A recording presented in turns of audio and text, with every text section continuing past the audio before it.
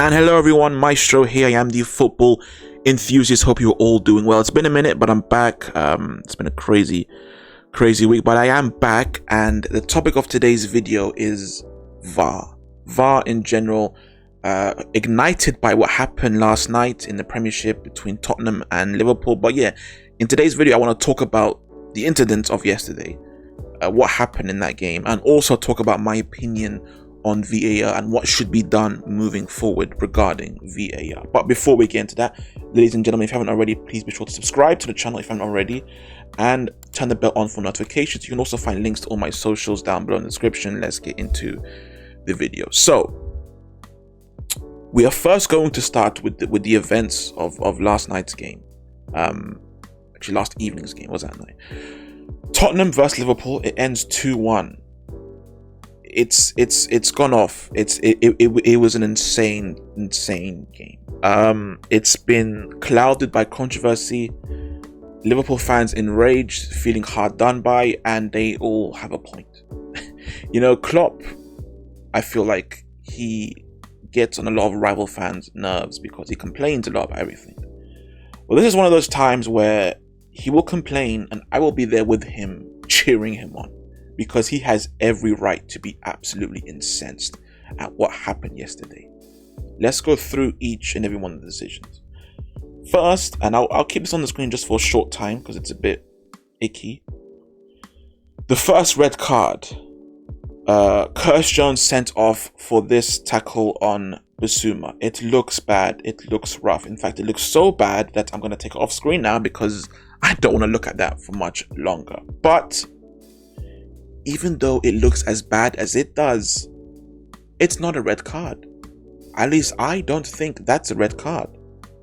I think if you watch the game, I can't show you the full recording because of copyright, but Curtis Jones gets the ball. He takes the ball off Bissouma and he gets possession of the ball. The follow through is then, yes, it looks bad and he does catch Bissouma and it's a bit dangerous. But his intention was purely in getting the ball, and mind you, he succeeded in that. He got the ball before he got the man. He succeeded, he got the ball, and his intentions was never to hurt Bissouma, but to get the ball, which he did. And therefore, I don't think that's a red card. And if the letter of the law is saying that it is, then the letter of the law must be changed. That for me is not a red card. If you played the game of football, I think most people would agree with that. These things happen. That is not a red card in my opinion. I feel very strongly about that. Now, moving on, that's the first of the three crazy decisions. The second one, which is the second red card for Diogo Jota. So let me start by saying this. Jota did something very, very silly yesterday. He did a very idiotic move. That second foul it's clearly a yellow, and he was already on a yellow. He shouldn't have made that tackle. He shouldn't have fouled that player. Obviously it's a yellow. That's on him. The first yellow I don't think was a yellow though. Second one is clear as day. The first one, once again, I can't show you because of copyright issues, but I believe it's Bissouma again or someone else, I'm not entirely, but he's running in front of Jota. Jota is running behind Bissouma. And at first, Gary Neville, so Bissouma drops to the ground and it's seen as, oh, Jota stops an attack, he gets a yellow. At first, I saw Gary Neville on the commentary said, oh, Jota didn't even touch Bissouma, he just went down. Shouldn't have been yellow. But looking back, it seems like in slow recording that Jota does in fact just about skin Bissouma, and that interrupts him and then he goes down. But I still don't think that's a yellow, because once again it is the lightest of touches. Jota has no ill intent whatsoever. He is running where the ball is going. That's all that's happening there. He is not trying to trip up Bissouma. It is also the lightest of touches. I think it's extremely harsh. It's a foul, sure, but it's not a yellow. The point of a yellow or a red, the ref's job is to not just officiate the game, but to protect the players. If he gives a yellow to a player, that's him saying, oh, okay, you did something that's very dangerous, or you did something that's stopping the flow of the game. Stopping the team from attacking. Therefore, I'm going to warn you with this yellow so you won't do it again.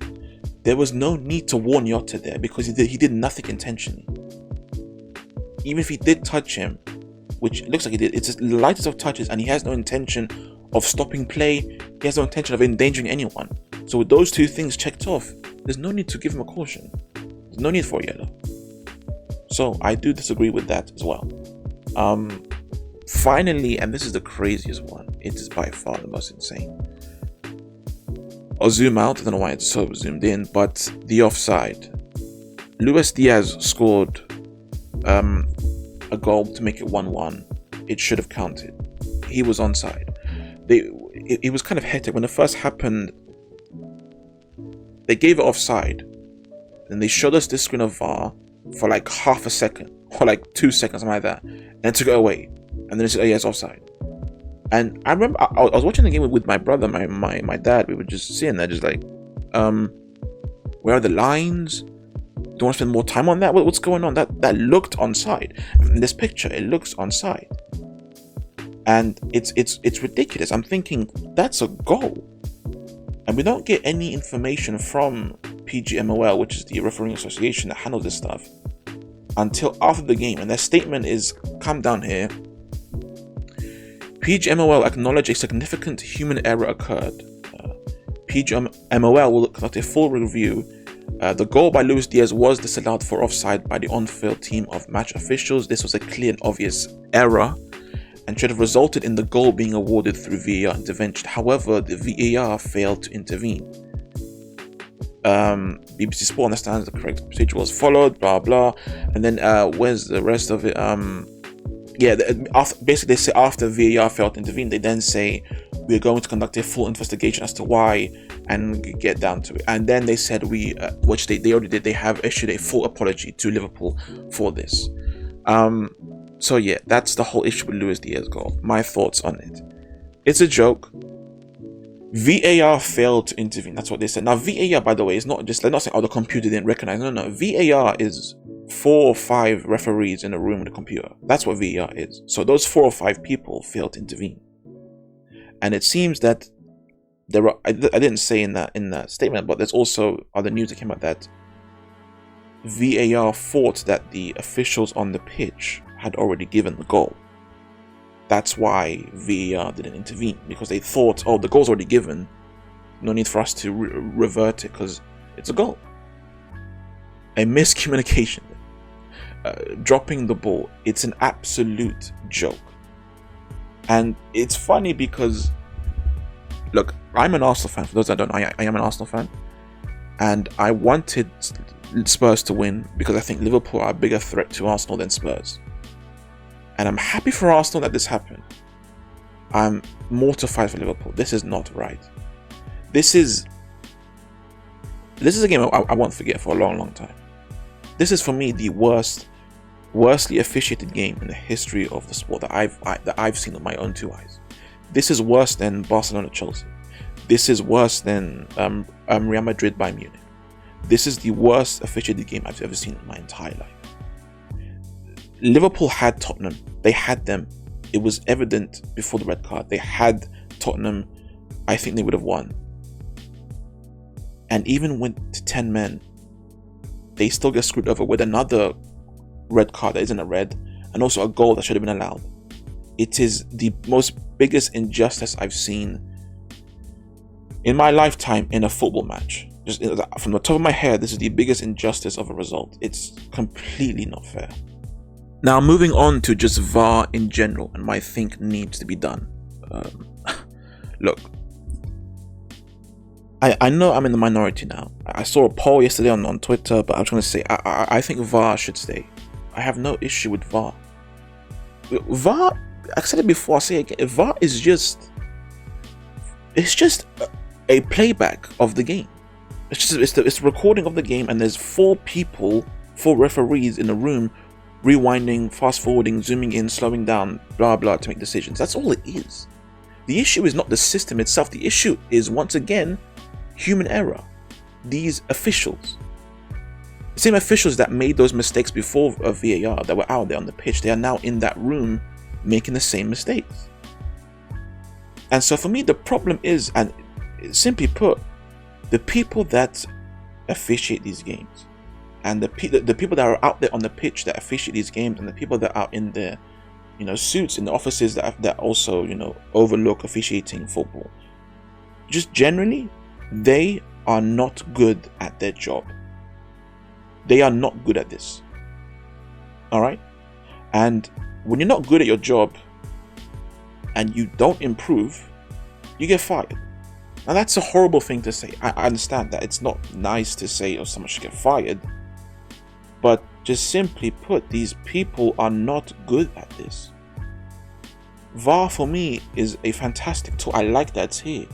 It's the issue with people that are, running VAR, monitoring it. They're not good.